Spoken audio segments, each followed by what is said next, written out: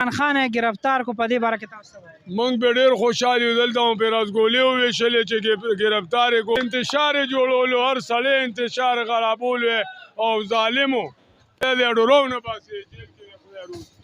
السلام علیکم. وعلیکم السلام. په عمران خان صاحب تاسو څه وایئ؟ عمران خان خو غریب تباه کړی و، بجلی یې ګرانه کړې وه، اوړه یې ګران کړي وو، چې کومې وعدې یې کړې وه عوامو سره هغه یې پوره نه کړې.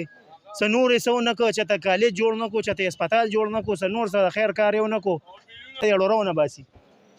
وعلیکم السلام. کاکا عمران خان یې ګرفتار کو، نااهله کو، په دې باره کې څه وایئ؟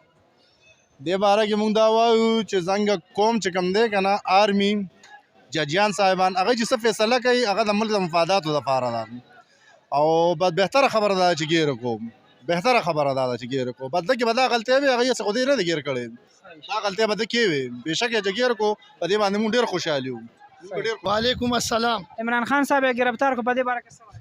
د دې باره کې مونږ دا وایو چې سب سے پہلے پاکستان بعد میں سب کچھ. پاکستان ہوئے گا ہم سب ہوئیں گے، قانون کی بالادستی ہوئے گی، سب کچھ صحیح ہوگا. جب نواز شریف گرفتار ہو گیا اس کو سزا مل گئی، جو بھی ہو گیا یہ سب ان عمران خان کی سازش تھی. اب یہ وہی بھگت رہا ہے جو انہوں نے دوسروں کے ساتھ کیا ہے، اور بھی انشاءاللہ ہوگا اس کے ساتھ. اس نے ملک اور قوم کا بیڑا برباد کر دیا تھا. وعلیکم السلام. عمران خان صاحب یې ګرفتار کو، نااهله کو، په دې باره کې څه وایئ؟ دی خو ډېر غټ کار وکړو چې هغه ګرفتار کړو، نااهله یې کړو، ډېر غټ کار یې وکړو. تاسو په دې کې څه وایئ؟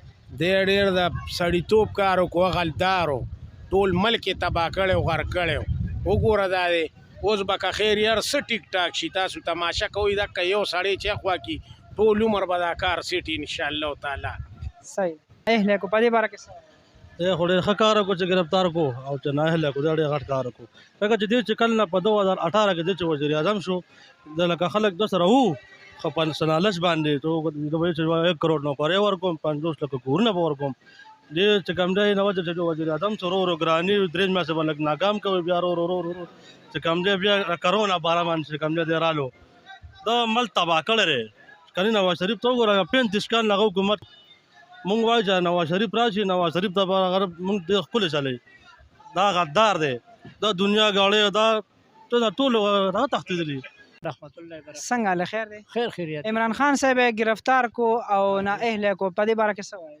نو بس دې باره کې خو موږ دغه وایو چې بالکل په دې د نظرثاني وشي، وای شوې، او دې چې کوم دا هسې ناجایز ګرفتاري ده، ټول عوام ورسره ده، مونږ وټران عوام خو رو نه وتو، بالکل عوام هر ځایونو کې راووتو، نوښار واحد علاقه چې په دې کې څوک هم نه وي. انشاءالله راوبځي راوځي. یا خو 2 غنټې وشوې، یا خو ډېر خلک په ډیوټیو دي، په مزدوریو دي، چا ریړه لګولې ده، چا دکان کولاو ده، او بس انشاءالله زمونږ په الله بروسه ده.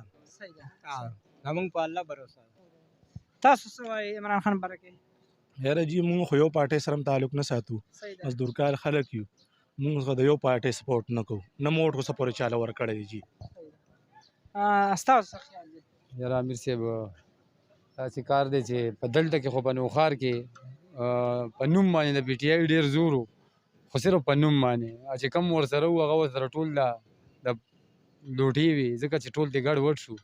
یار سړی او د پي ټي آی دلته نوم و نشان هم نشته. پي ټي آی دلته په یو څو کورونو کې ژوندی ده، په یو څو کورونو کې، هغه کورونو کې چې څوک سرکاري نوکران شوي دي، چا دلته هسپتال کې نوکریانې ملاو شوي، چا ته 11-22 کې نوکریانې ملاو شوي، هغه خلک دي پي ټي آی سره. صحیح ده. عمران خان صاحب یې ګرفتار کو، نااهله کو 5 کال لپاره، په دې باره کې څه وایئ؟ یاره راوبځي د خیره سره انشاءالله. عمران خان زنده باد. عمران خان زنده باد. اگر رو نه وتو بیا روزي به انشاءالله. شعر دی روزي به انشاءالله. امیر صاحب دا په ووټ ده چې کله الیکشن وشي که نه، که دو کې دومره صداقاوي په حکومت کې، دا د الیکشن وکړي که نه، دا د الیکشن وکړي، دودھ کا دودھ پانی کا پانی ہو جائے گا. تاسو څه وایئ چې عمران خان صاحب ګرفتار کو، په دې باره کې عمران خان به آزاد شي که نه خیر انشاءالله. څنګه به آزاد شي؟ که آزاد نه شو نو بیا به تاسو څه کوئ؟ بس که آزاد نه شو وبیني که نه، اوس نه صحیح لار خو به وي که نه. او دویم تاسو د دې ځای نوښار یې؟ د نوښار یو.